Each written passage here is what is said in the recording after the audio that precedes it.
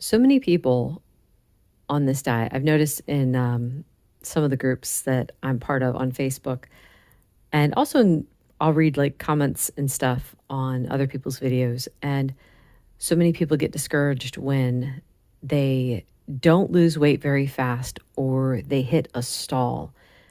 And it will cause them to kind of question, should I still be on this diet?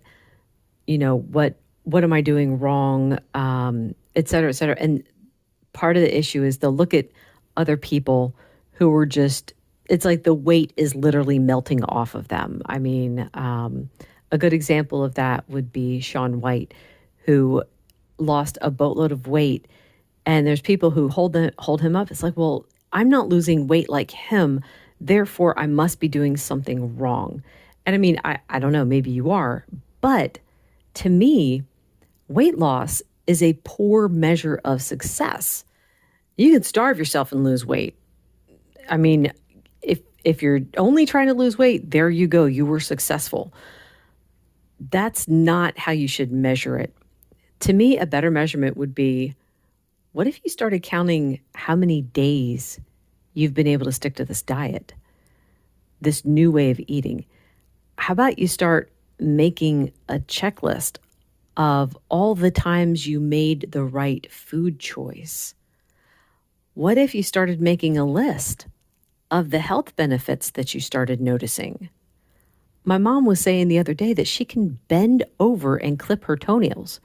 And she was saying what a big deal that is for her. I mean, she kind of had the idea that, well, she was never going to be able to do it for the rest of her life. And yet she's doing it. So now for both her and I, the weight loss was really slow. I mean, I think I lost like the first 20 pounds really fast. And then after that, it was like extremely slow. But I wasn't using weight loss as my measure of success. I was using how I felt. It's like every day that I stick with this new way of eating is another day under my belt of being successful and not going back to the old way. That's a way better. I use the word way a lot. That's a far better measure of success. Stop worrying about the weight loss. And I mean, just to give you guys an idea too.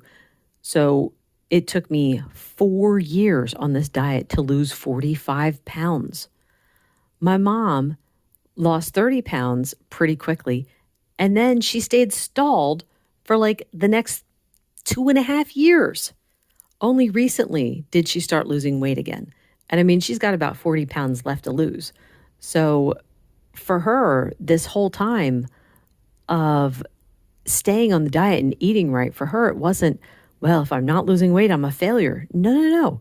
For her, it was like, look at how many days I've been on this diet. I can't believe I can count in years now. I'm literally counting in years.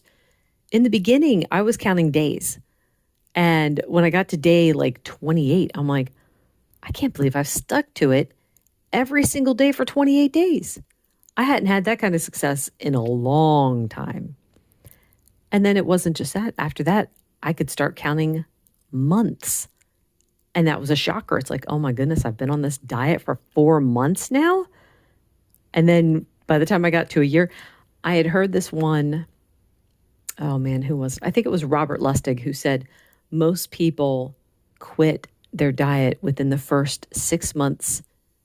And then that's it. They don't stick to it. And I'm like, I'm going to make it past 6 months. I'm going to do that. And then of course I made it past 6 months and just kept going. So that's where we should count success. If you haven't already, get a calendar and start marking how many days you've been on the diet. That's going to make you feel so much better than focusing on how much weight you have or haven't lost. Start making a list of the health benefits, how much better you feel. Write it down somewhere so that you could see it yourself. That's going to be better motivation than weight loss alone. Anyway, that's all. Thank you so much for listening. Bye-bye.